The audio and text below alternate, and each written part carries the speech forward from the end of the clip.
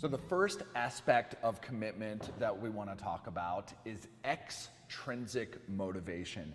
And extrinsic motivation, as I referenced in the introduction, is being motivated by things that are external to us. So we go to a job, we're motivated to go to a job, hopefully because we're passionate about it, but a lot of times, especially those jobs early on when we were adolescents and just trying to make a paycheck, is to receive that paycheck. So we're motivated to receive that paycheck. Maybe we do things because we want to be acknowledged on social media, or we want people to tell us how good we are, or we want to impress our parents, or we want to impress a loved one. So those things that we do where we're receiving something externally as a result, that is extrinsic motivation. Now, that doesn't sound inherently bad, and frankly, it's not. It's not a bad thing. However, there is a problem with extrinsic motivation. Imagine that I'm a young kid and I love jumping on a bed. I can't wait to jump on a bed. I'm jumping on a bed, I'm jumping on a bed, I'm jumping on a bed. Mom comes in, flying into the bedroom and says, "Get off the bed!" And I get off the bed because Mom yelled at me. Now, what is going to happen the moment Mom leaves?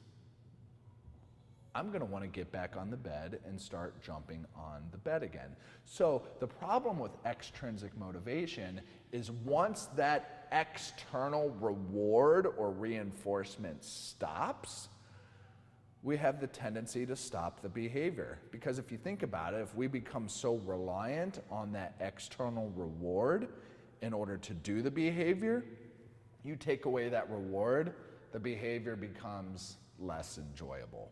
So that's number one. Our engagement in the behavior might be less sustained when we're only operating from extrinsic motivation. Secondly, do you enjoy being told what to do? Do you enjoy only doing something because there's some external reinforcer that's driving it? Eventually that gets old, and so our mental well-being can suffer if we're only doing things for external reasons. Imagine just going and exercising because your partner wants you to go exercise. Or imagine just going to practice because your parents are forcing you to learn the piano. That's gonna stink after a while to continue to have to do those things. So our mentality is gonna suffer.